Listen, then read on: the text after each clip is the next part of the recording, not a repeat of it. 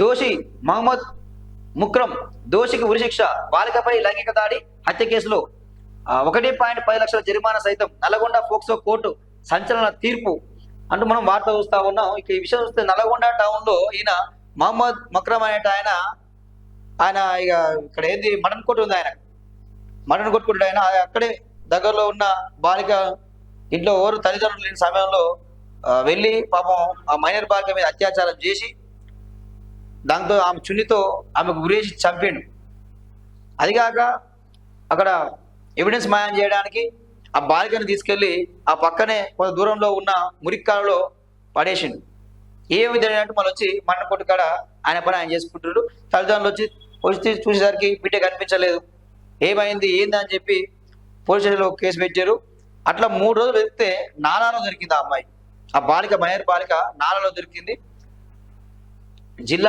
నల్గొండ జిల్లా ఎస్పీ వాళ్ళంతా కూడా విచారణ చేసి వాస్తవాలు తీసుకొచ్చి ఛార్జ్షీట్లో ఫైల్ చేసి ఇక్కడ ఈయననే మహమ్మద్ మక్రమ్ శిక్ష ఈయన చేసిండు, ఈయననే లైంగిక దాడి చేసిండు, ఈయన అత్యాచారం చేసిండు, ఈయనే మెడకు చున్ని వేసి ఉరే చంపిండు అని చెప్పి ఆధారాలతో కోర్టులో హాజరుపరిచారు.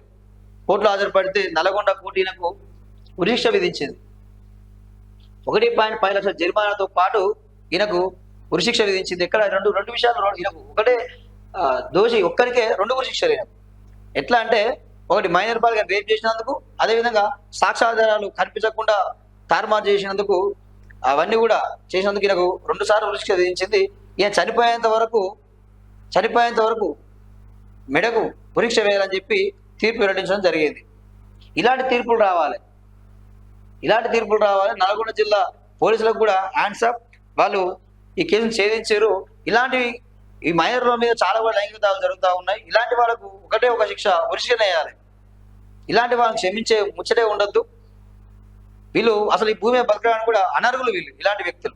వీళ్ళందరూ కూడా ఇట్లా ఇది సరైన నల్గొండ జిల్లా కోర్టు తీర్పు చాలా గొప్ప తీర్పు, ఇది చరిత్రలో నిలిచిపోతే తీర్పు. ఇలాంటి వాళ్ళకు ఉరిశిక్ష వేయడమే సరైన జడ్జిమెంట్ అని చెప్పి అందరూ కూడా భావిస్తా ఉన్నారు. ఆ బాలికకు న్యాయం జరిగినట్టు కూడా తల్లిదండ్రులు కూడా భావిస్తా ఉన్నారు.